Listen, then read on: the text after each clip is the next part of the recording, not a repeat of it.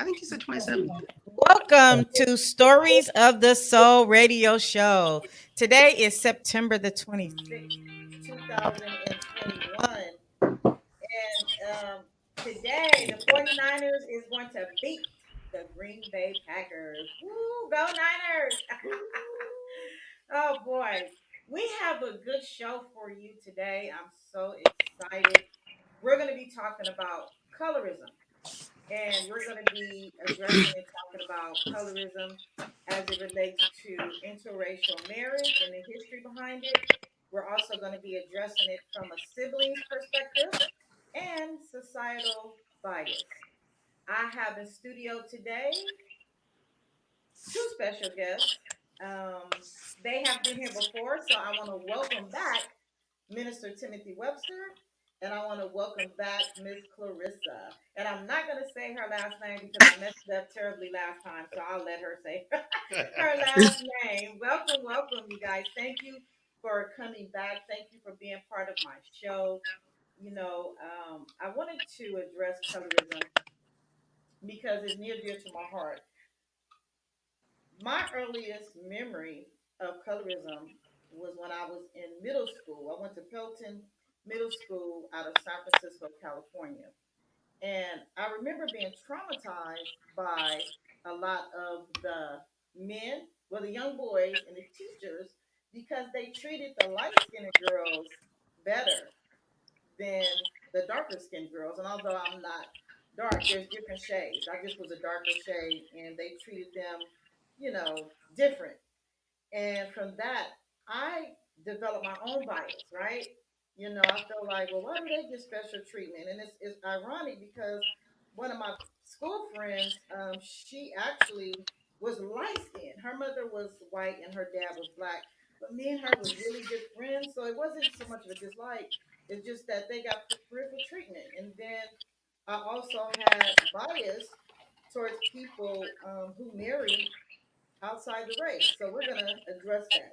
So in the dictionary, colorism states it's prejudice or discrimination against individuals with a dark skin tone, typically among people of the same ethnic or racial group. Then in parentheses, it says colorism within the Black community has been a serious emotional and psychological battle. I'm going to jump in and let Minister Webster talk, and then I'll come back and share some more things that's going to make us all laugh. All right, go ahead, Minister Webster. Can you all hear me? Yes, we can hear you. It's funny that you read that definition because I always like to read definition words. You sound And muffled. you typically want to open up, with just giving information on defining what a word means. And I think colorism is one of those words where, it's not a common word. We hear racism more or discrimination or prejudice. But it's interesting because it says prejudice or discrimination against individuals with a dark skin tone, typically among people of the same ethnic or racial group. The I believe colorism, the term was dated back, I think, in the 80s when it was officially labeled kind of as a term that we use. But I definitely think that colorism is nothing new. I mean, I think it's something that's been going on for hundreds of years. And it's a complicated thing because it's embedded in our foundation and our component and who we are because we see it in every aspect. You gave an example of when you were younger and how the lighter different shades of women got preferable treatment. But and you said that you developed a bias from that. But I also believe there are 100 other bias you develop from exterior things you saw in society too, in addition to your personal experience. I mean, we all have those. Ever since I can remember, I've always liked lighter better, and I have always wondered why, and just why do I have a preference for light over dark? And a lot of times I just kind of develop like this. Oh, it's natural. Maybe that's just how I am, but it's not. How I've been conditioned. It's how I've been influenced from the things that I see in media and TV and books, even within within the black race. There has been, from what I can see, preferable treatment to those who are more light skinned. So I definitely think colorism is something that's real, and it's going to take a lot of, I think, a lot of talking about to bring a lot of awareness, a lot of information, a lot of research, like anything else, and keep talking about it and grow to the point where we can become aware and change as a society.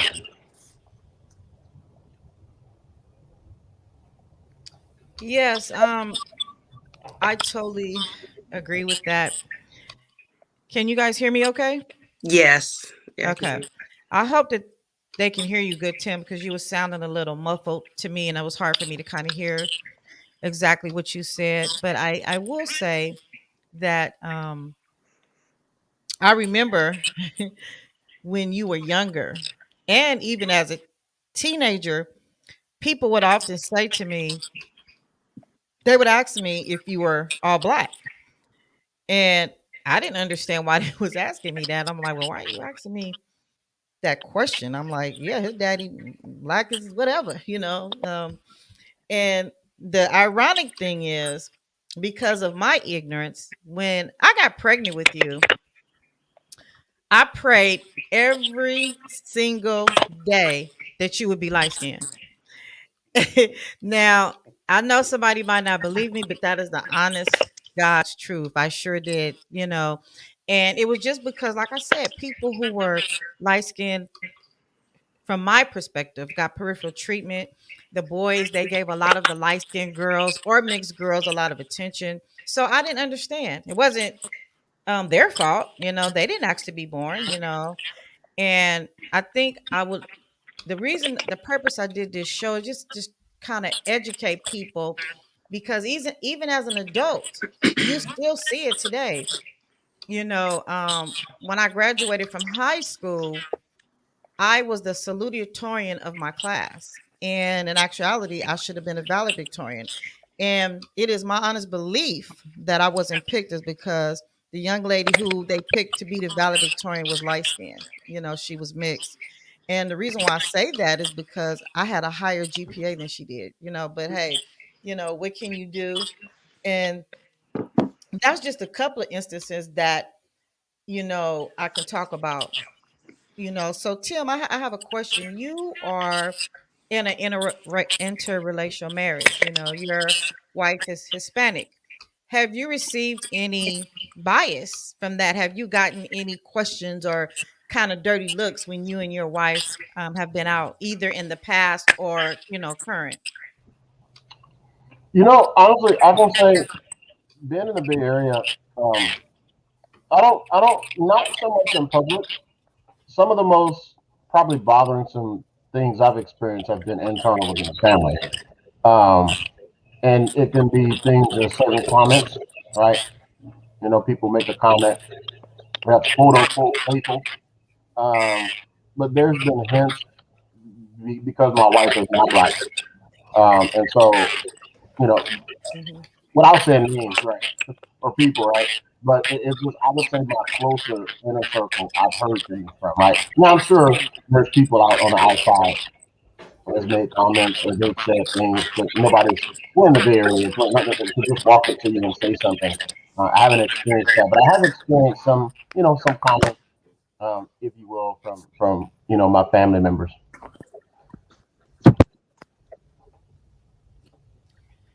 As being a father of children that are mixed, have you experienced any type of you know, I guess bias, as you know, with them being in school, like when you go to pick up your children in school or when you first enrolled them, did you feel any type of like, oh, you know, that's their dad?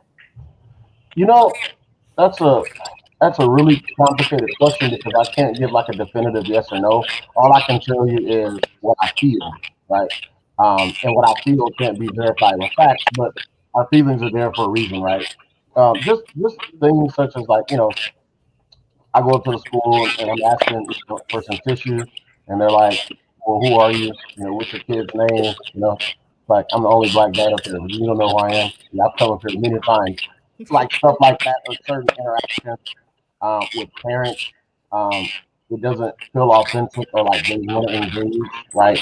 But I could say for the most part, it's kind of covered, and it's like colorism, racism will be more of that because there's only like four black kids that go to this school. Would be a different situation, right? A different direction within the topic. But I don't really know their experiences, but as far as me, what I've experienced, there hasn't been a lot of interactions or a lot of things where I can say specifically, hey, they're dealing with, the colorism issue, if that makes sense. But Yeah, I do think there's something there to some degrees, but I just can't put my finger on it or address it directly. you're right. You know, it's crazy because I remember when I found out that you were gonna have Soraya, my first granddaughter, and I remember thinking to myself, I said, I don't even know if I'm gonna love my own grandchild. And when I went to the hospital and saw her, it wasn't even a second thought. I loved her. I love her still. And I have a different view. And it's all about really just being educated. This is not a conversation that you typically have with your children. No one ever talked to me within my family, within my community, or schools about colorism and kind of what that may look like. I don't think that I ever shared with like my mother or anybody that I experienced those feelings. But even within the family, I have a couple of family members who were just recently told me that because they have a sibling, one is light and one is a darker color. And they told me that people within our family treated them different. Now, of course, I didn't see it, I didn't notice, right? But they said they felt they got treated differently. And like one sister told me that people would always tell her sister, "You so pretty, you so cute." But then when they get to her, you know, those things aren't said. And so I honestly believe that colorism shouldn't be an issue, especially within the black community, because we all are one, right? And if it's not addressed, it will continue to happen. I heard somebody call one of my relatives a name. They call him a black spot. Now, I know that they don't mean harm, and I know that they mean it in a joking way. But do people ever consider that other person's feelings, right?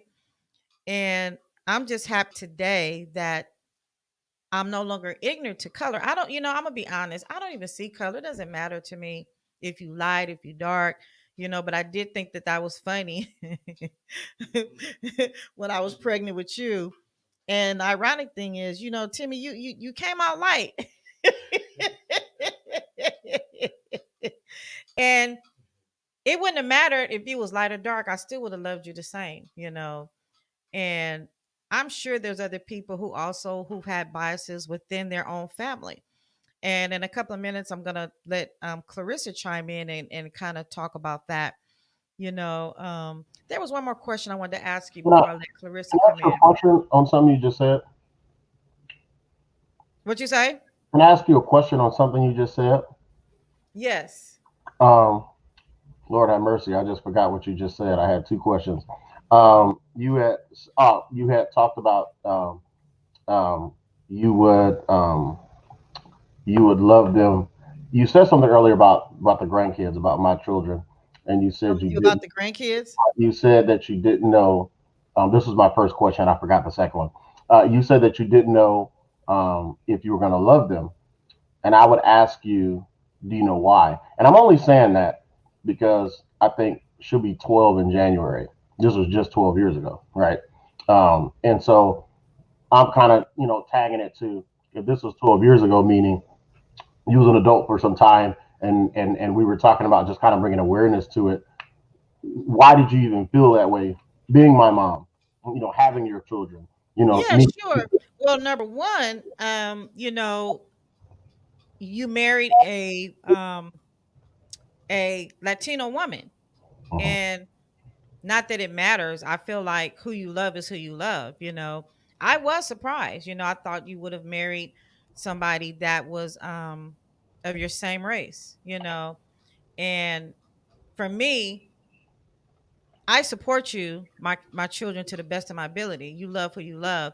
But because I was still ignorant 12 years ago, because for me to even think that, because it did come to my mind, I was like, oh wow, my own grandchild is going to be a mixed child. And it wasn't that I disliked anybody or hated anybody. It was just they got peripheral treatment. And I've been feeling this way for a very long time. Even in the workplace, there's different instances where, things have happened and that I've just seen over the years. And so I just remember saying to myself when I found out she was pregnant, I just didn't know how I would feel. And I will say that I'm grateful to God that I don't have a bias towards my own grandchildren, because believe it or not, there are people who do. I Now, mean, I got another question to throw at you, and I'm only it's coming to my mind when I'm talking to you. Uh, Now, just to throw this at you, if they are light skinned, I can't hear you. if your grandchildren are mixed and they are light skinned, and you do believe light skin has preferable treatment, right? I want to throw this at you. Would that not be an advantage or more in favor of the colorism that's already been developed in you? Mm, No, it's funny that you say that, because I worry about them, but not in a sense of to the point of where I'm stressing. But I Uh-huh. always tell them that they're beautiful inside and out. And I worried that people who were like me will also treat them a little different, Uh-huh. because there are mixed, they're beautiful girls in my eyesight, Right. and so you're gonna have people, unfortunately, kids who are not educated, right? If you don't talk about it, you don't know. Well, why do they have, this type of, hair, and I don't have this type of hair, Right. or like I said, I remember my earliest memory is in middle school, but I'm even thinking about um when I was in elementary school, um, at Dr. Charles R. Drew School. My grandmother, Bertha Bishop, worked there, and I remember me and this boy named Walter. I wonder is Walter still alive? Shout out to you, Walter. And we were in the little playroom playing house. Now we weren't doing anything, but she caught me giving him a kiss, and boy, I got a whooping on my life. And I remember her saying, she had to be it had to be that old dirty Walter or something like that, but he was darker, you know skinned. He was more or less like your dad color. So I mean, that's a good question to ask. I'm just glad that I'm aware, and I just want to address it, so that, yeah, you can talk. Yeah, you can say something. Yeah. Okay, so I have Curtis in studio. He wanna ask. Hey man, I just wanted to say God bless everybody. This is a very good conversation. Can y'all hear him? Your mother's doing a great job, and the topic is really good and powerful. Brother Timothy, you're very smart, brother. The question that you're asking is amazing. That's why I had to say something. So what happened is back in the day, the slave owners they kept the darker slaves in the first house and the lighter slaves in the back house. It's a trip that y'all having this conversation because I just spoke to a brother about this. So what would happen was the darker slaves would run to the master first and say, "Oh, hey, they're leaving out the camp."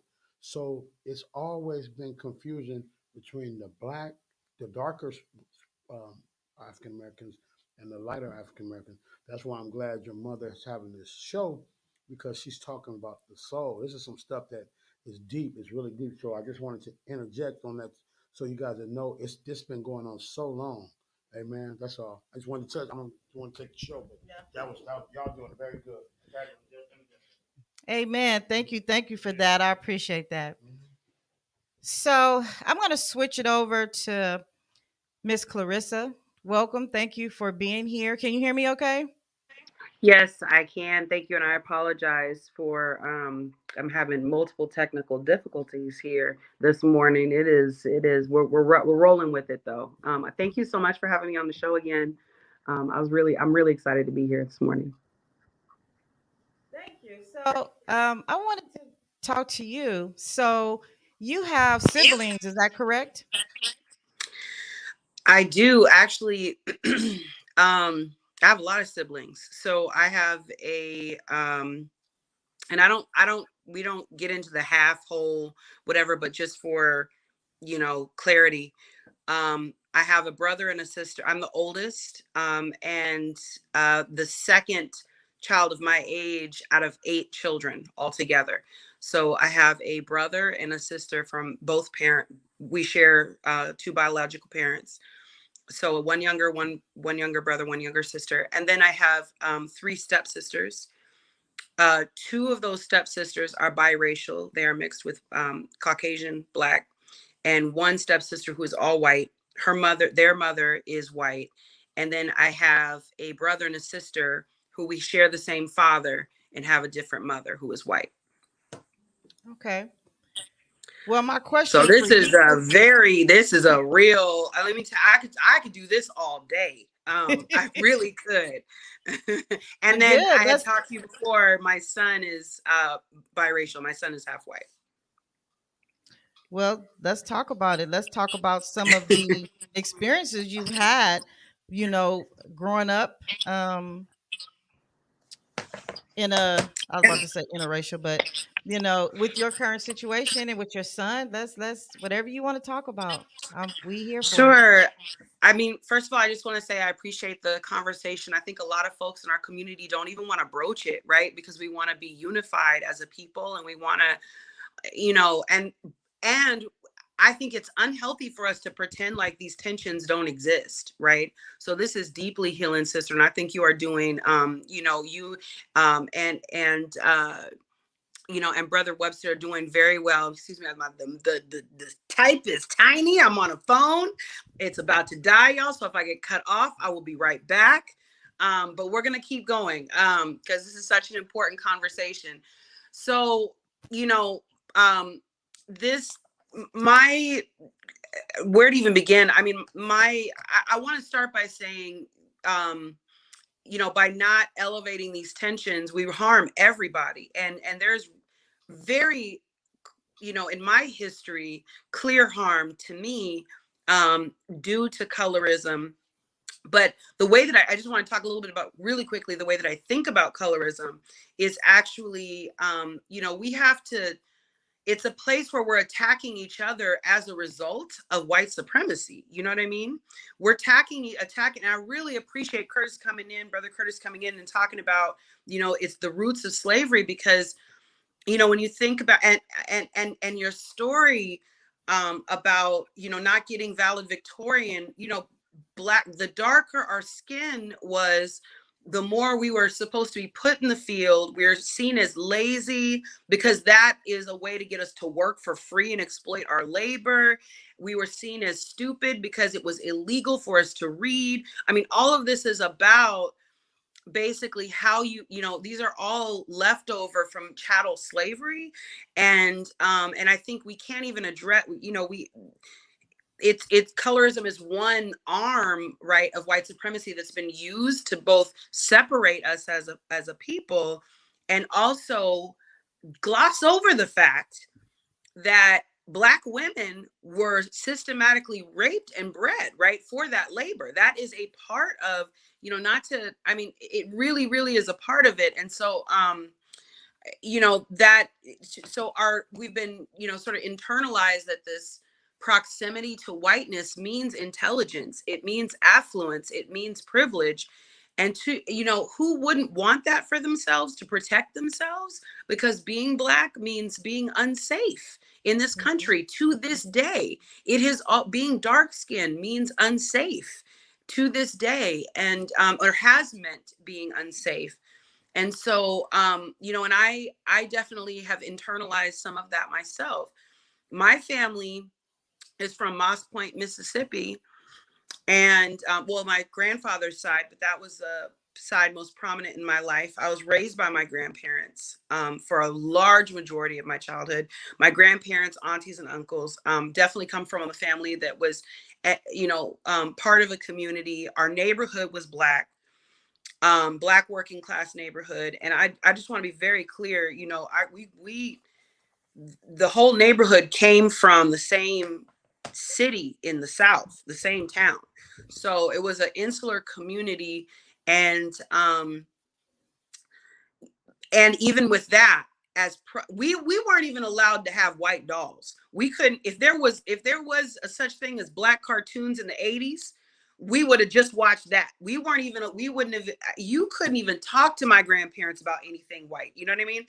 I mean, they didn't want us to, you know, they wanted us as much as possible to be incredibly proud of our heritage and where we came from, because they escaped Moss Point, Mississippi with their lives. My grandfather left so he wouldn't be lynched. I mean, that's why I'm here, is because my grandfather joined the military at 17 because he was like, you know, either they're going to kill me or I kill them, but I'm not going down on my knees. And so that's why I'm here.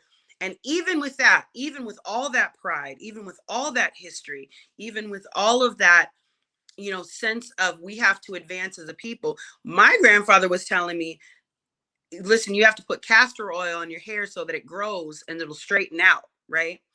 And my grandfather came from a family where half of the folks, again, because of the reason why I mentioned slavery and the sexual assault that led to the variation in our skin color after Africans were you know, kidnapped from their land and brought here. Um, Half of my grandfather's family is very, very light. Very, very light. They're black and they are very light. My grandfather's very dark, was a dark skinned man, and he was treated very differently. He was abused and treated horribly.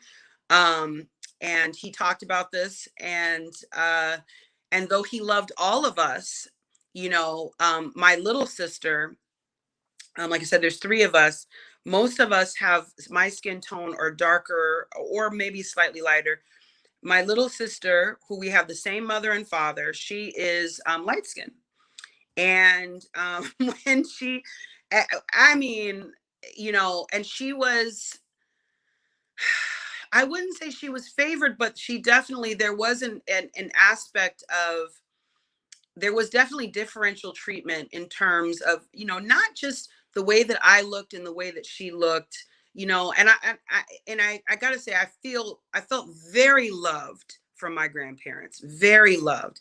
But my grandparents were like, you're a leader, you're a speaker, you're powerful, you're going to do things in the world, but never you're beautiful. And daughters and granddaughters, we need to be told we're beautiful.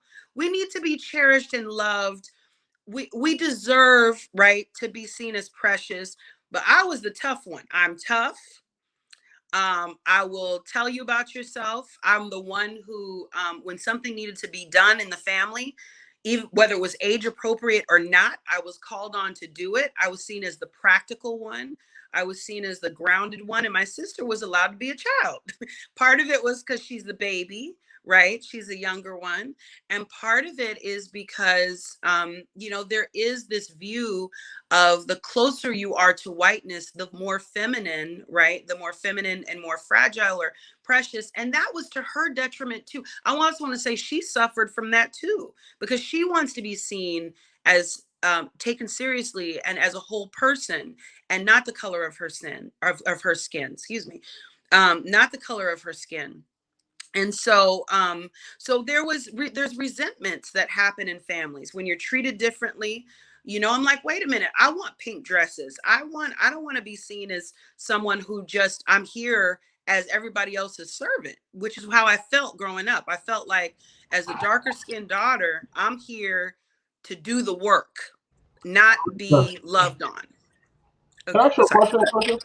Yeah. I wanted to ask you, the way you are We can't, Uh-oh. Tim. We can't of hear It's you. We cutting can't out. hear you. as a result of that differential treatment, because you were not labeled or recognized maybe equally as beautiful. And the reason I say that is because my brain is thinking of uh, that aggressive black woman, um, Yes.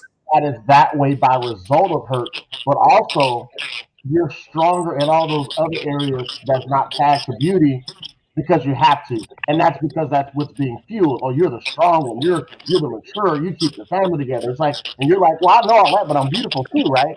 Right? Right. Because I would like to believe, I don't know your sister, your siblings, but I like to believe they're just as strong as you are, and they just maybe not in the same way, but they were not quite labeled as that because they're lighter or they're beautiful, right? Yeah. And you're saying something very interesting because we do attach success to whiteness in so many different ways. Like, I've gotten into disagreements with my own. Well, you acting white. Let me get it straight. Because a brother working Right. hard, a Right. brother making money, because I'm thinking logically how the white man thinks and won't teach us. I'm being, if I am acting white, then you need to act white too. But why are we attaching success to whiteness? That's So right. that gets back into kind of what Curtis chimed in and mentioned earlier, as far as this been going on since I believe the beginning of slavery, right? It's not something that's new, and it's so embedded in our foundation and how we're constructed. It's really hard because I was feeling conflicted when you were talking because even I have given compliment. I love little girls. I am favorable to little girls than I am little boys, right? Mhm. And I've noticed a lot of the time it's typically the girls with straight hair or they're Yeah. light skinned, and it's a battle for me because it's like, well, what about the little chocolate one over there? And so she's beautiful too, right? And so, but the reason I know it's an embedded issue is because I have to fight myself, Mm. right? Because if it was true equality, I should just do it to everybody the same equally, whether your hair nappy, whether you're straight, whether you got barrettes, whether it's pressed, regardless of the shade, right? But I even struggle with that, and I think that I've affected young women without even knowing it. I've Mhm. fed right into that because I'm telling one they're beautiful, but like you said, I'm not saying it to the other ones, right? And I think we all have put. I'm confident your parents probably have no idea if they're not being intentional about it, that they may have said your lighter skinned sister more reference to her physical attraction and perceived behavior. We're not even aware of it. Well, and I think there one conversation, one piece of this is that we are so busy having to fight against what we are not, right? We are not lazy, we are not stupid, we are not etc. We are not prone to poverty, and we're right. We're so busy having to not assume individual responsibility for systems that were absolutely set up, right? A couple hundred years ago, that we have to. I think this is, and this, I think this is a moment to do it. Explore what we are, right? What we are is beautiful. Black is beautiful. There was a moment in history where black is beautiful was a slogan, natural hair, afros, all our culture, and embodying what it means to be black in a black body and celebrated in a black body is something that is so threatening to white supremacy. I mean, because imagine if we all stepped into our power in that way. Sure, we could absolutely build empire enterprise like the white man. Listen, we tried to do that and got bombed every time we did it, right? We want to talk about Tulsa, Oklahoma. We want to talk about we want to talk about who actually built Wall Street, because black liberty, autonomy, and celebration of black bodies is so threatening. And so beyond just and black women, I think it's seen as being beautiful and feminine, being important, of course, to the self-esteem, but there's also something about being valued as a human being, which we have a history of not. That's Right. also it's really really important in that conversation. And so my son is biracial. That is a whole story. So there was also, and let me go back and say one more thing about this, because I did talk about having a whole rainbow family. Okay, I mean, for real, people say that, but I really have one, and love them. And I've seen some of the challenges, right? And some of the one differences in parenting biracial children or children as a black mother and as a white mother. And I'm not saying positive or negative, but that's a new one. I don't think we even have time to go deep into that. Maybe that's a whole other show. But there's nuances and differences there that we have to look at, because as a mother of a biracial son, his experience, to continue to build on what you were saying, his experience as a biracial child was absolutely attached to having a mother with dark skin, right? Especially at one point, economically disadvantaged mother with dark skin, and all the stigma that goes with that, which I talked about on the last show. So he was treated like any other Black child in these school systems. And when they saw me, when they saw me, they were like, well, you know, he was, seen as a problem, or he had ADHD. There was always something, because it was assumed that there was something deficient in my parenting, right? And because he was attached to me, his experience of being in public school systems, which is why we work on reparations for Black students right now. So even though my son is very light, fairly light skinned with kinky hair, his identity is also very wrapped up in his experience of being parented by someone who, I can't I can't decide how I show up. I show up the way I show up, right? No matter how I speak, or the exposure to, job opportunities or education that I have, I'm still he is attached to someone who is navigating this world, right, with the baggage of a Black, or sometimes what we could consider baggage or a burden of being a Black woman. So and he for a long, now he's saying, I'm biracial for a long, and he has not grown up around his white family. He's grown up around my family, and his father is absolutely active and in the picture. However, he has, he's not been exposed to that culture in a real deep way. I'll also say that he really struggled in school, because he had to fight. The number of times I was going up, he had to fight. He was tested constantly, right, because he was light skinned. And then, for better or worse, one of the things that I instilled in him values wise was, you don't get to think you're better.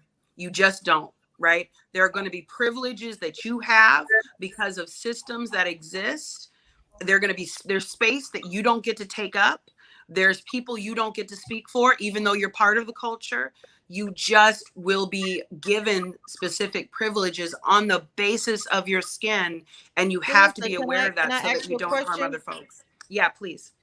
At what age did you have this discussion with him? Immediately. Immediately. It's, Immediately. see, the big difference is, sometimes we have people or parents who have this Mhm. conversation with their children, but then you have some people who do not. And the Mhm. question that I have is, at what age do we address this or educate our children? It's the same thing. Like, I was thinking about, I have a daughter that was 2.5 years old. She passed away when she was 2.5 years old. No one Mhm. had never really talked to me about death and dying and how to really handle that situation, and for me, I try to do things differently. There's an old saying, when you know better, you do better, right? And I would like to just educate our people. What are some of the things that we can do to kind of talk to our children, right? Because children become teenagers, teenagers become adolescents, adolescents become, middle and older adult. How do we address that early on? Um, and I'll be right back. Uh, Okay, go you ahead. know, it's a really, for me, it's a complicated thing. If you can mute your phone for me, Clarissa, it just gives a lot of feedback. Uh, I was gonna say it. Thank you. I was gonna say it's a challenging thing because to a certain degree, there's certain things. that it's almost like I don't want to introduce to my children. Uh, Yeah. but the irony is they're going to be introduced anyways. So I'm actually There. in the process of changing my thought process, my framework, and I have two teenager sons who say things that I prefer not to hear the father. That comes from the result of discrimination and colorism. So I Yeah. realized, okay, there's something different that I need to do. And a lot of their ignorances, if I can be completely transparent, it comes, I have those same and had those same ignorances too. So I'm not going to act like, oh my God, right? Because I felt the same way. But it's the fact that they're not even kind of aware of it when it comes to this colorism issue. And they're mixed young men as well. And so, with my daughters, my approach will be different. One of the things I've done is I've stopped complimenting them as much about their physical beauty and attraction, because I want them to value who they are. And they're still beautiful, and I'm not saying they're not, but I try to find focus more on their skills, loving them for who they are. And when this whole thing recently with the whole the Black Lives Matter movement that we were seeing a lot in the news, I even started to just have these conversations with them as far as like, do you experience these different things? And they're just like, we don't really know. My kids don't even really know when I try to say, what's your race or what's your, and they're kind of like, we're American, mixed, Latin, and they don't even really definitively will say that they're Latin or they're black. They'll just say that I'm Latin, I'm mixed, right? And I've noticed that my middle daughter will say I'm Latin more, right? So I'm listening to, okay, why is she saying Latin more over black, right? Is it because being Latin more embrace, it's more I'm not sure what it is, but I think just kind of talking to them about it at their appropriate level and just asking questions, because that's all I could do. But I know their minds is thinking. I know ideologies are forming, perceptions are developing, and all I could do is just try to, I think being proactive and not waiting until something happens to respond to it, but be very proactive about my approach at just talking about Black history in general, racism, discrimination, giving them that education ahead of time, so when it comes, they know how to combat it, instead of them having it and not really being familiar territory and then trying to develop these ideas without some proper alignment and education. I hope that made sense. That made complete sense. And I just want to really appreciate you for being so vulnerable, because I really feel like we have to have these conversations, because, whether it's when's the appropriate time to talk about engaging with the police, right? When is it the appropriate time to talk about any number of issues? And also how are we responding to movements? Because what's happening politically right now is pushing, right? Pushing us to address it. And then also there's such a lack of control of the information on the internet that is so harmful, that we have the ability to unpack and analyze with our kids. My son says crazy stuff to me too. Not to be I hate using that word, but I mean, really, some of the stuff he asked me about, I'm like, where did you hear that? Who is saying those things? And so I think it's important. And I was very, very, I made it a very big point to make sure that he knew he was. I think I was almost too hard on him. I mean, it's something that I definitely regret. I almost, I could have made him feel a little more special. I do feel like, I was very much like, you're with the people. You're not special. Study hard. We work hard. Um, and I think that there could have been a lot more nurturing, but at the same time, to your point, I didn't have access to that nurturing myself. There was no one nurturing me, right? I'm I was just getting ready repeating. to say that. I was just getting ready to say that. Yeah, yeah. I didn't, to where his dad was like, there's no way you can spoil a young child, right? But I felt that in my mind, I felt like, well, I don't want him to be spoiled. He's going to be the only child. He's light skinned. He's going to think that the world's going to be handed to him. And that's just not true. I really projected a lot of my own stuff on him. And so there are parts of him that are hard, right? That are hardened, that we're working So even for me, it's like I think that there were things that I think I drilled down too much. And one other thing that came to me that I wanted to lift up, talking about Black Lives Matter, because it is a global movement. I'm thinking about our brothers and sisters in Jamaica that are bleaching their skin, right? That are or even India that are bleaching their skin. Colorism is something that we see. Actually, it's not just in the United States. It is actually an international thing. And what does that mean? That to have dark skin globally is the least desirable thing possible. You have Afro Latinx folks, right? We have African people all over the world because of diaspora. And so you have, whether it's Vietnam, India, it does not matter almost what country. It seems that even in China, I've read in certain parts, there is the worst thing you could be do that could happen to you is you could be brown, you could be dark brown, or at the very, the very worst, you could be black. And what does that mean? Also, when we're thinking not just within the United States, but outside. um and that the so I'm just hoping that we can find grace with ourselves around these issues, like find some grace, because it's not that we are defective or uneducated, or it's that we've been harmed, again, been harmed by a system that has been set up to hold a certain standard as supreme, right? And we could get into why, but that's another show again. But I just hope that we are being, I appreciate your vulnerability, and also that we are being gentle, and that, maybe the way to talk about this with our young people is through that lens, is that, if we have these beliefs, yes, they can cause harm if they're not unchecked. I mean, really, they can. Right. And it doesn't mean that you are a bad person with bad character. That is not what that means. Right. So I kind of want to, a couple things come to my mind about, relationships in, interracial marriage or marriage within the same race but light skin. Mm, My sister had a disagreement about 2 years ago. Um, and it was interesting because in the disagreement, we were arguing about, I thought one thing, right? mm, And in her ranting and expressing herself, she's bringing up colorism issues. I'm like, well, what do I have to do with it? And at the end of it, it had to do with something that I have said and things that I have always said. That's a colorism issue. Now, for me, I could say I'm playing, but I had to challenge myself. Well, if you're playing, why you say it all the time? Even though jokes have truth to them too, right? yeah. And those were feeding into her. And over a period of time, they were offending her.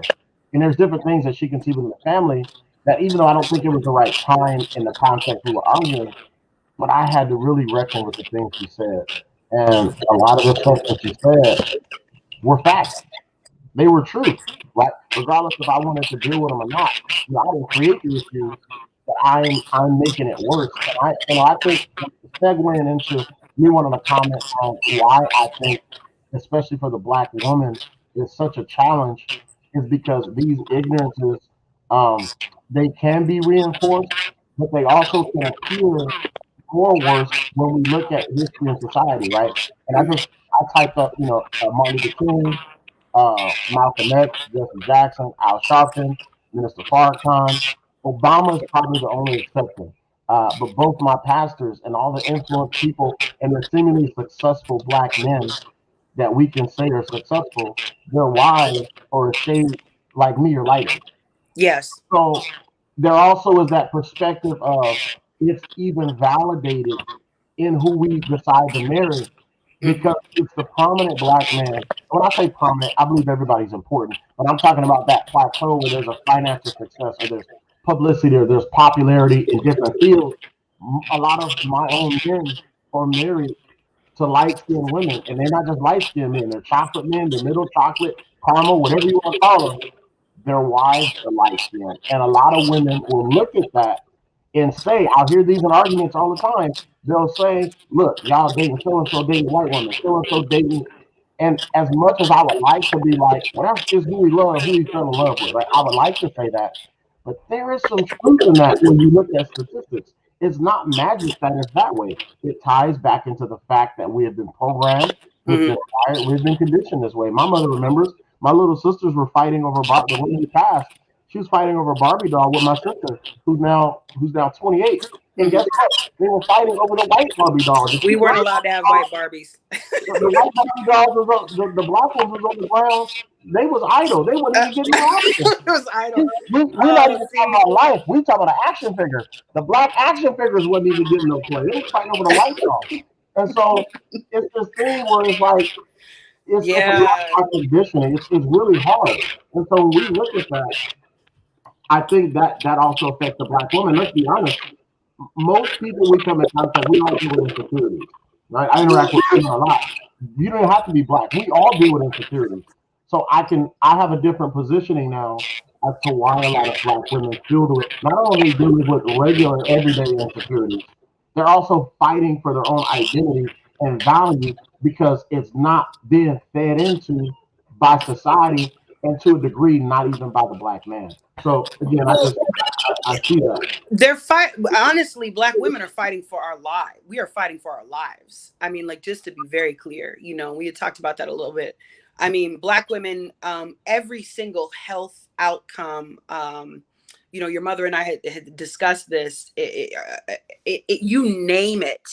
The disparities are there, and that is, that now colorism doesn't necessarily play into that, but when we're talking about medical care, who is believed when they say that they're in pain, who is believed when they're giving birth and being given treatments that don't work for their body and they end up dying, right? Serena Williams talked about this, that she almost died in childbirth because of her experiences.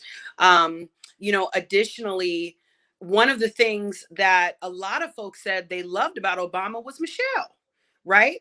I mean, and also, I mean, you asked me, Michelle probably should have been president. I mean, Michelle was Obama's boss.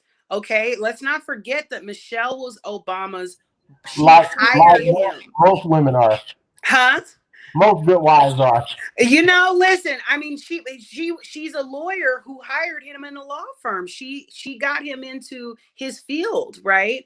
And so I think that I think part of it is, a narrative story that gets lifted up or not. I think it's about visibility. And one of the things the other thing I wanted to talk to you about around politics and sort of success and visibility, credibility, and even in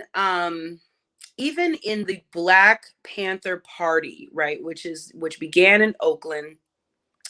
One of the you know it, all of the things, all things black, all things black power, all things really critical to self-determination and the success of black people. Even within that party, the women that were at the forefront of that movement, and this was even Angela Davis, right? The women that were sort of spokespersons and highly visible were often light skinned.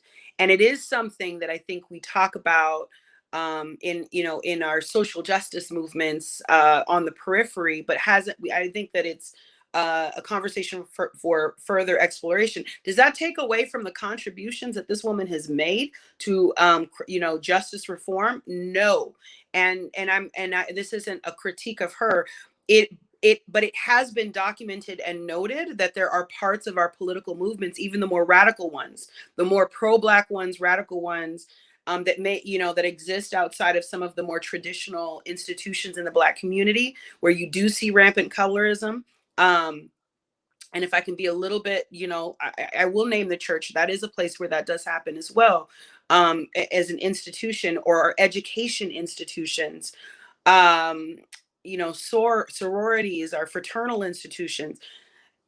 Even in a political party like the Black Panther Party, light-skinned women, right, who are academics, these are intellectuals, are actually spokesperson. And a lot of the darker black women were, right, administering the lunch programs and doing a lot of fundraising behind the scenes work. And there were a lot of white women that were engaged in that movement as well, playing a supportive role. So I just think, it's pervasive. There isn't a single place where this isn't happening. And we have to both support, love on, and acknowledge that all Black people deserve love and care and are affected by, most importantly, are affected by racism. All of us, all of us, like people of color. Your children are not exempt, right? Your children are not exempt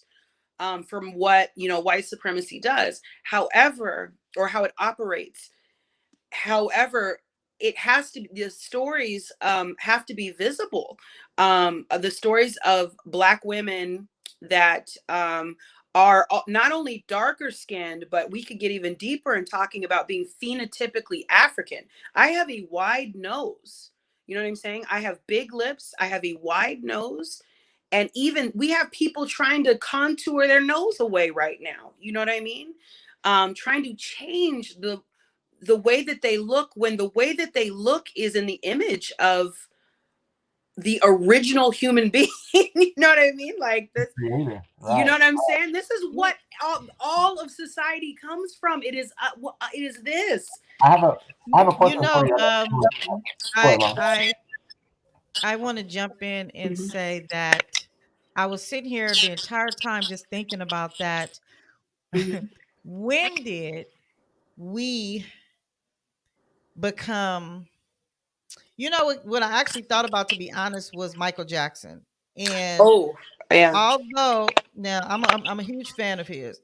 I'm a big Now fan of he Michael said Jackson. So that yeah. he had some type of disease, right? I forgot the Mhm. name of the disease, where you know how you become like parts of your skin is light skin, and so that's why he decided to change his color. Now I don't know if that's true or not. I mean, that's what he said, so I'm a roll with that. But I even think about little Kim and how I just seen a picture of her recently. She, to me, in my opinion, she was beautiful, but she changed her whole image, made herself lighter. Where do we get this notion from? And again, I think I know the answer to this. Lighter is better. To me, color should not matter. And I'm not judging anybody, because for so many years I thought, I probably would have a better life if I was lighter. Now, whether that's true or not, I don't know, because I'm grateful for who I am, right? I'm happy of everything. I'm glad that I'm alive. I'm glad I'm still here. I'm glad of my experiences. It's just the trauma that I received at an early Mhm. age surrounding colorism just made me be, ignorant for so long. But because I'm aware of it, you know, I try to educate. And I want to also say this. We got 3 minutes left, so I'm gonna let you guys say some last words. Even in my neighborhood, I have some kids, and the one that's darker, people treat her differently than the one that's a little bit lighter. So it's just about really having just the education about and teaching our children, no matter what skin tone you are, you're beautiful inside and out. I don't care if one of my grandchildren was to come out black, tart, dark, it don't matter.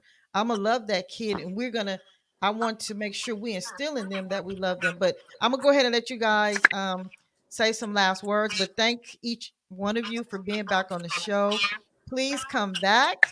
This was a good topic. This is good. Tim, go ahead. You can say your last words. We're gonna have to do a colorism part two because so much folks to unpack. But I'll leave you guys with this. I just wanted to kind of ponder the thought of how colorism to a degree is different between the chocolate black man and the chocolate black woman. Mm. Because I think there's a certain level of physical specimen and attractiveness that's attached to the black man, dark Yeah. black man, Yeah. opposed to the dark black woman. And we don't got time to unpack that. We got a minute left, and I'm gonna let Carissa give us her parting words. But we just kind of just talking. We haven't even really gotten like, but there's so many different directions that we can go We because. can have a part two. We can have a part two. Go ahead, Carissa.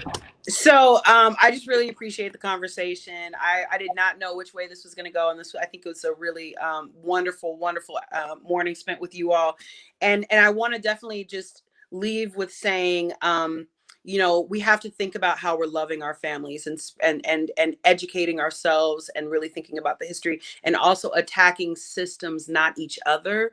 because this is really rooted in the system. And then the last thing I'll say is we also have to be real, and maybe if we do a part two about people being passed up by for job opportunities, right? Like people's lives being affected. You know, you mentioned trauma. Trauma is real, and that early childhood trauma, at the, and not especially things as core as around things as core as identity is something that we want to think about. But yeah, people's lives, their ability to get an income, the way that they're seen and perceived, their reputations can often be impacted by colorism. So I think it's an important conversation. Thank you. Thank you for being on the show. Thanks everyone for tuning in. Thank you. Stories of the Soul radio show. Thank you.